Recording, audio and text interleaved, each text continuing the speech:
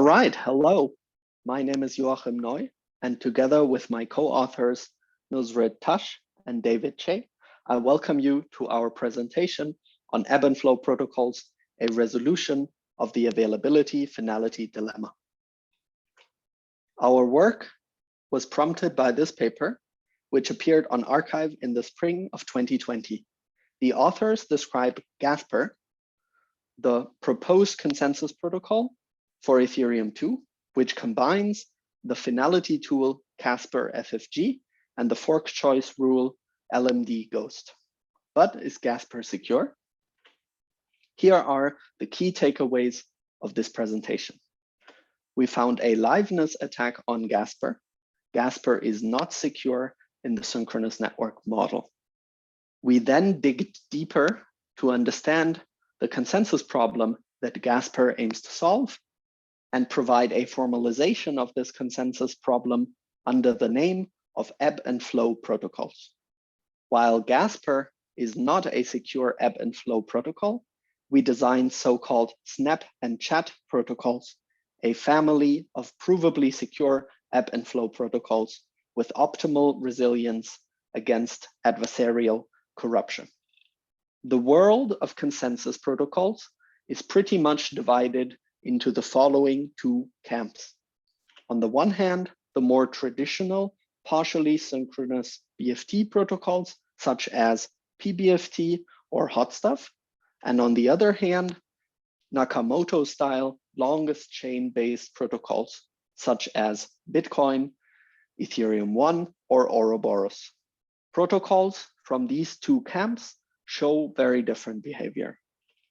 Suppose a network with the following characteristics. Participation is fluctuating. In the green shaded periods, participation is high, and in the blank period, participation is low. Suppose there is also an intermittent network partition in the gray shaded area. In such a setting, the ledger output by a longest chain type protocol is always live, which is a desired property which we call dynamic availability. However, the protocol sacrifices safety under network partitions. On the other hand, the ledger output by traditional propose and vote style BFT protocols is always safe, a desired property which we call finality. However, the protocol sacrifices liveness under low participation. A natural question is there a consensus protocol whose output ledger provides both availability and finality? Variants of the CAP theorem tell us no, and this is perhaps not that surprising. After all, how could you have a single ledger that has both the behavior on the left and the behavior on the right plot simultaneously? So the availability finality dilemma tells us that there cannot be a single ledger that is always safe and live under both network partitions and dynamic participation. What is the next best thing that we can hope for then? We propose the following decomposition, and in fact, we argue that this is a formalization of the design goals of Gasper. We would like to have an available full ledger and a finalized prefix ledger. The available full ledger is always live, and it is safe unless there is a network partition. So the available full ledger has the same properties as the ledger output by a longest chain type protocol. The finalized prefix ledger, on the other hand, is always safe, and it is live unless there is low participation. So the finalized prefix ledger has the same properties as the ledger output by a traditional propose and vote style BFT protocol. And since the finalized ledger is a prefix of the available ledger, both ledgers eventually agree on a single account of history. We call this the ebb and flow property, and it provides a way to combine consensus protocols from the previously mentioned two camps. The name ebb and flow comes from the fact that the finalized prefix ledger falls behind the full available ledger when the network partitions or participation is low, but it catches up when the network heals. Note, we're not the first to propose such nesting of ledgers with different security guarantees. In fact, longest chain K-deep ledgers are nested for increasing K, and an earlier work called Flexible BFT uses similar ideas. But since Gasper is not secure, the question arises, does a protocol with this ebb and flow property exist at all?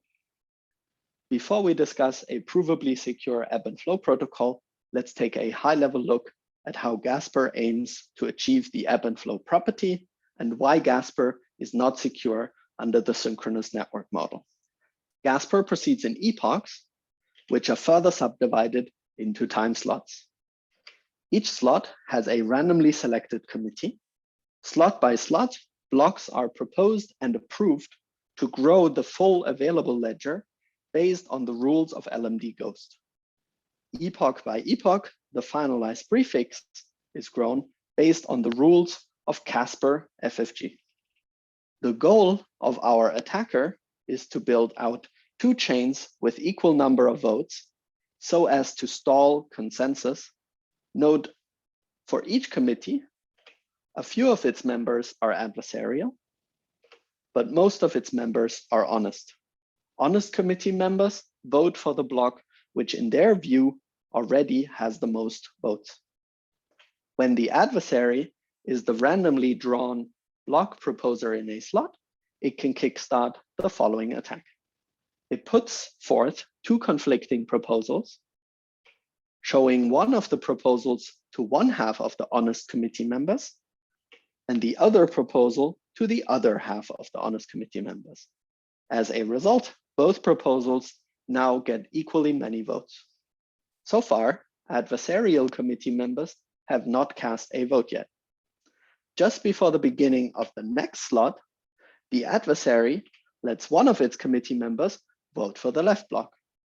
This vote, however, is only shown to one half of the honest committee members of the next slot.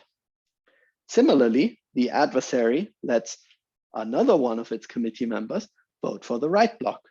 And again, it shows this vote only to the other half of the honest committee members of the next slot. So as a result, half of the honest committee members vote for the left block and half of the honest committee members vote for the right block. Again, a tie. Since both proposals again have the same number of votes, the adversary applies the same strategy in the next slot, and so on. The adversary keeps repeating this process throughout epoch 0, a slight variant of this trick of confusing and swaying honest committee members by the timed release of very few adversarial votes also works for epoch 1 and subsequent epochs. And as a result, there are now two inconsistent but ever-growing chains between which the protocol never reaches a decision. Furthermore, depending on which adversarial votes honest participants happen to have just received, honest participants might be jumping back and forth between these two chains, which jeopardizes safety. So Gasper is not secure. In fact, 6 adversarial committee members per slot suffice to keep the attack going. And this will happen with quite a high probability, even if the adversary controls only, say, 10% of participants, given that there are 128 committee members per slot. In fact, if the number of committee members per slot were to grow to infinity, then the protocol is prone to this attack for any arbitrarily small fraction of adversarial participants. For more details on this attack, check out this ETH research post.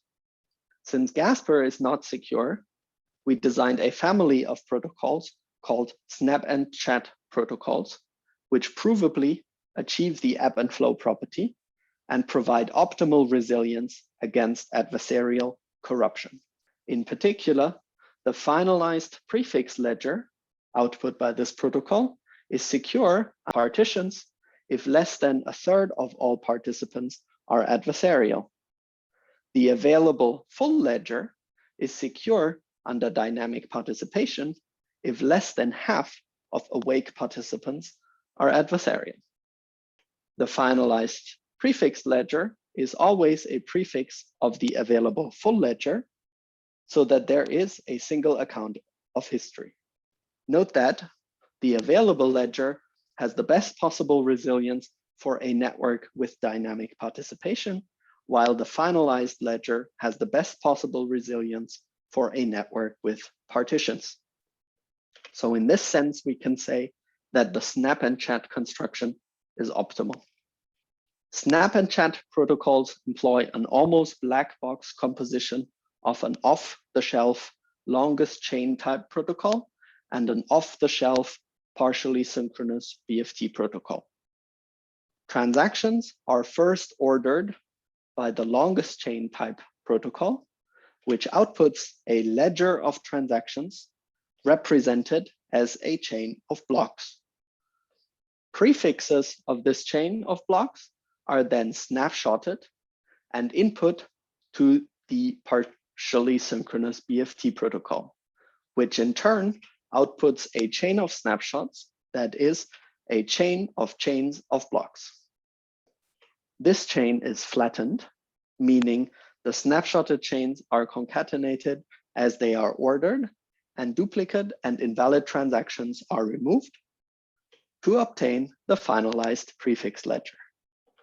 The finalized prefix ledger is then prepended to the output of the longest chain type protocol, and duplicates and invalid transactions are again removed to obtain the available full ledger. To understand the behavior of snap and chat protocols, let's look at a few examples. Under normal operation, that is, there is no network partition, there is reasonably high level of participation, and the adversary controls less than a third of participants. Both the longest chain and the partially synchronous BFT protocol are safe and live. Transactions enter the available ledger once they enter the output ledger of the longest chain protocol. A future proposal in the BFT protocol will then include a snapshot to this ledger and hence upgrade the transaction into the finalized prefix. It usually will not take long until transactions that have appeared in the available ledger will also enter the growing finalized prefix. Due to a network partition, the longest chain protocol might temporarily lose safety. In that case, even a longest chain that was once included in a snapshot might end up abandoned. However, the snap and chat protocol continues to snapshot the longest chain, and it leaves the reconciliation of the output of the longest chain protocol and of the BFT protocol to the prefixing operation, which ensures that the finalized ledger remains a prefix of the available ledger.